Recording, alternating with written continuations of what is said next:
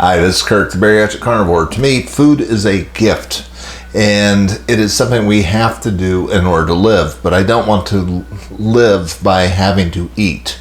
In other words, I don't want to get my enjoyment, my fulfillment in life from food.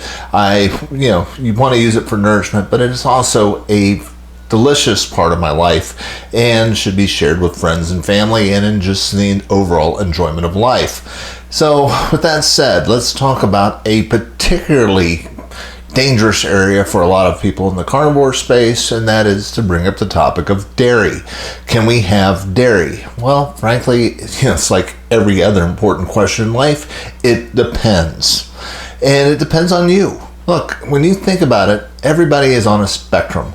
There are some people that I know that cannot be in the same room basically as shellfish. They have horrible allergic reactions to it. They have to run around with EpiPens because if they get any of it inadvertently put into their food because of cross-contamination, they are in serious, deep shinola. And they're going to have an anaphylactic shock, and they don't want that. So that is one end of the spectrum. And with dairy, at one end of the spectrum, there are some people that are extremely lactose intolerant. Lactose is a sugar that's in dairy, and they can't eat it, and it bugs them, and they have reactions to it. And the other end of the spectrum, there are people that have absolutely no reaction, and there's some people that have mixed. We're all over the place. So you have to know where you are on the spectrum in order to decide whether you can have any type of dairy safely. But when I say dairy, I'm not talking about fake dairy.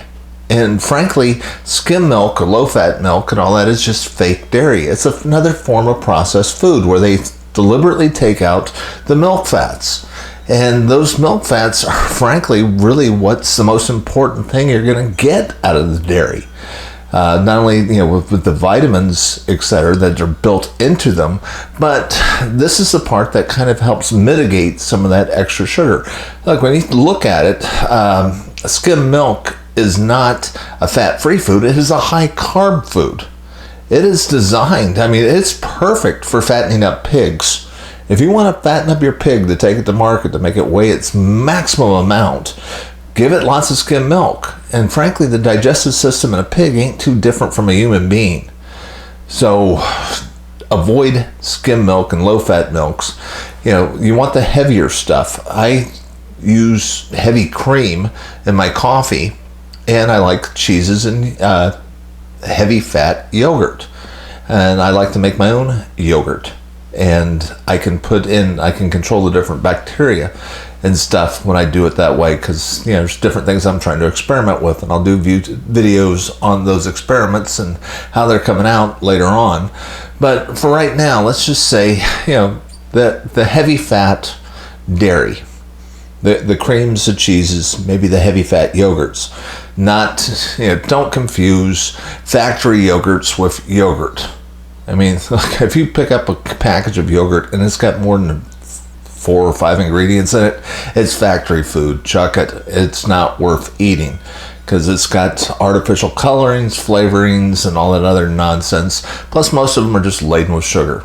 And if you need to, if you can't take plain yogurt, can I just suggest you maybe get some, if you want to add flavor to your yogurt, just get some no-calorie flavoring, maybe some, keto chow stuff or something like that. Just sprinkle it on it, give it a little bit of flavoring, a little bit of electrolytes, and, you'll be fine, if you like that flavor. Some of us don't even need that. We just kind of like yogurt. So let's talk about this whole dairy thing and whether you can safely incorporate it into a keto carnivore lifestyle. And one of the things I've kind of suggested, and I hope you'll take us up on it, this is a suggestion from Dr. Barry, which goes along with what other carnivore people that have been involved in clinical practice have said over the years. Practice an elimination diet. Dr. Barry suggests just beef, bacon, butter, and eggs, and try that for a few months. And the idea of it is to eliminate everything that could be inflammatory. These are 4 highly anti-inflammatory foods. They are not going to fire you up. They're not going to cause any allergic reactions to it unless you've got an allergy to red meat. Or you can just go pure carnivore, where you're just eating nothing but meat and water for a couple months. It's kind of a lion diet, just to eliminate everything out of your system and then add things in one at a time. Now, if you want to find out if you're truly dairy intolerant, may I suggest that you only add in the dairy and do it for 2 weeks and see what's going to happen. What has happened to some friends of mine is they've gone carnivore. They've done the elimination diet, and they notice, my skin used to itch, and I used to have dandruff. Now I don't. And then they add back in the dairy, and suddenly their scalp is itching, and they're getting dandruff again.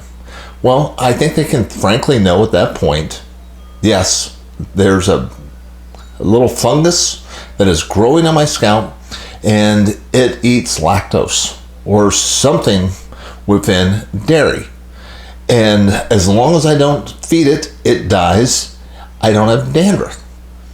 But as soon as I add it in, it comes back to life and it starts to flourish.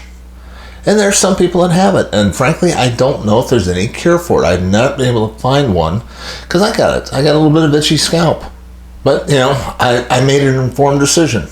I know what causes it. It's, the heavy cream and the dairy.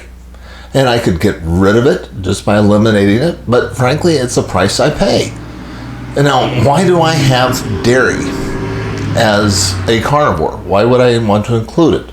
Well, remember, I had bariatric surgery too, which limits the amount of energy that I can take in my food. I can't sit down like Sean Baker does and eat 3 pounds of ribeye all in one sitting. That's why I have at least 2 meals a day. And that's something, and I eat until I'm comfortably stuffed. But some days, most of the time, it's just not quite enough energy to get everything that I do done. So I supplement, basically, some additional energy in the form of some heavy cream and a little bit of cheese. They're heavily dense foods as far as energy is concerned. And you may be saying, well, why'd you say calories? Well, I don't think calories are necessarily a great measure. It's, for one thing, the whole model is based on a machine called a bomb calorimeter. And what you do is you put the food in the bomb calorimeter, you fill it up with oxygen, boom, you light it on fire, you see how much energy, how much does the temperature go up, and that's supposed to be the magic measure of calories. But the problem is you're not a bomb calorimeter. You are a chemical factory, and certain chemicals work differently in the body. Carbs behave very differently, and ultra-processed foods behave very differently than a ribeye.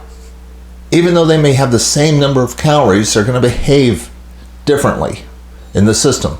So they are in you, basically, because you're a chemical factory. If you have the ultra-processed food, if you have a bunch of carbs, you're going to create an insulin response, and the insulin is going to put fat into your fat cells.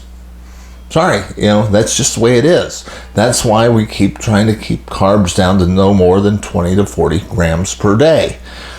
If you're on more of a keto diet, even fewer if you're on the carnivore side. And depending on what your overall goals are, that's going to make a difference. So, the calories in, calories out model doesn't really work because you're a hormonal chemical factory and you're going to have different responses. But, the term energy, I'm deliberately giving myself extra fat and hopefully utilizing it in the form of energy because I don't get enough from just regular eating food.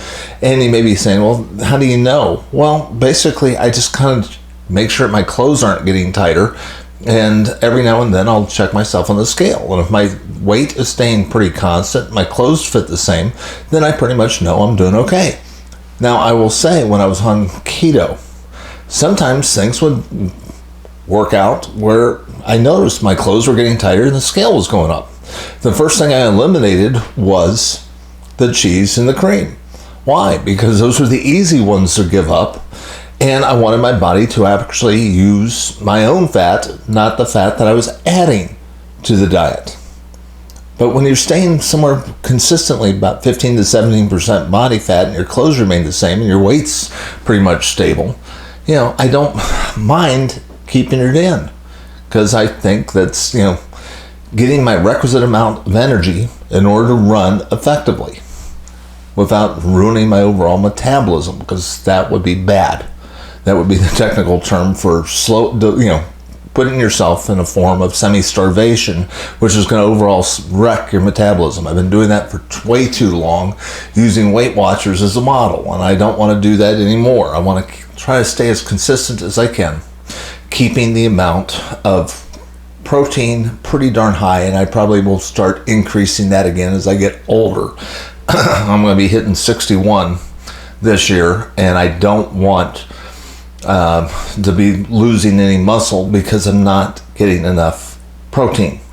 And you need more protein every year as you get older. Sorry, after age 40, you really need to start paying attention to the amount of protein you're getting in. Now, something about protein that I want you to keep in mind, I'll keep reminding you about this. Protein synthesis and being able to utilize it for your muscles really boils down to having it mixed with the adequate amount of fat. I don't understand bodybuilders and their love affair with boneless, skinless chicken breasts. I mean, you need fat in order to get muscle. And so the combination of ribeye is just about perfect. It is just the way nature intended you to eat. Fatty red meat is what gives you that perfect combination of protein and fat in order to maximize your muscle gain and to help keep you healthy. Okay, well, we'll just kind of leave it at that for right now. But let's get back to dairy and what we want to do. Number one, do not utilize ultra-processed dairy products like skim milk or yogurts that have more than 5 ingredients in them. You want to keep your stuff down to as close to the farm to you as possible. So, utilizing butter with 2 ingredients, butter, milk or milk fat and salt, and just pure cream makes total sense as far as the dairy is concerned. Yogurt, that's basically a heavy cream or whole milk type of thing. And boy, if you can ever learn to make it yourself using an Instapot, I find it delicious. Can't wait to report on those results as we finish up some experiments with some different bacteria to help fine-tune yogurt. But frankly, one of the things that had really been bugging me a lot when it comes to YouTube influencers, and I finally, I spotted it the other day when I was watching a YouTube video, and this person was ranting on and on about how this one little food has this one ingredient that's going to kill you. And I kind of looked at the numbers on it and realized, yeah, he's probably right. That element is in there. But you have to eat about 30 pounds of it before you get enough where you would create any real danger zone. That it's kind of like back in the day when they used to talk about certain artificial flavorings or artificial sweeteners were going to cause cancer in rats. And when you looked at the study, you realized, wait a second, they're giving these rats 100 times more of that sweetener than the average human could possibly eat. And yeah, that may do it, but on top of that, they're causing the cancer in rats. They're not even giving it to humans, and they're not seeing a link between a human ingestion and that. So I'm not a big fan of saying that any one food is going to kill you unless you've got an allergic reaction to it. See my remarks about shellfish later on. But basically, if it's a single ingredient real food that ain't coming from a factory, I don't think there's anything inherently wrong with it. It's just a question of then where are you on the spectrum? How does it affect you? And we live in a great time. I mean, you can get a continuous glucose monitor, which will now soon be over the counter. And you'll be able to track results, and you'll be able to see how certain foods cause your blood sugar to go up and down. I mean, we're getting more and more better information to see how certain foods affect you. And at the end of the day, you're the ultimate gauge, because we're all individuals. We're all different. We all have different reactions to different things. Some people can, it's funny. When, if I have just a few grains of rice, man, my blood sugar spikes through the roof. But, my significant other can eat lots of it, and it doesn't bug her in the least. It doesn't send her glucose spiraling out of control. And it's weird. I don't know why, but some people, certain things affect more than others, because there's a spectrum of results. So your mileage may vary. But for the most part, look, if you want to throw in dairy after you've done an elimination diet to see what it does to you, give it 2 weeks before you add in anything else. See if it causes dandruff, itchy skin, any negative effects on your digestive system. And if it doesn't, and you've got the leeway with the amount of energy you need, and you like it, throw it in again. What's the big deal? And it's not going to cause you a problem as long as it's real dairy. This is Kirk, the Bariatric Carnivore. What are your thoughts and feelings on it? I mean, do you like dairy, or have you just decided, hey, look, I'm not going to wear white shirts. I want to not have dandruff, and I've eliminated dairy out of my life? Or are you one of these people that likes to throw it in every now and then as a treat, or you just incorporate it as part of your daily diet? I'm always curious about other people's reactions, but if you think you're going to wag your finger at me and tell me you can't have it, that's horrible, I'm going to laugh at you, because frankly, you're wrong. It just depends on who you are and what the reaction is that you get. This is Kirk, the Bariatric Carnivore. I try to put out a couple messages each week. I will talk to you again soon.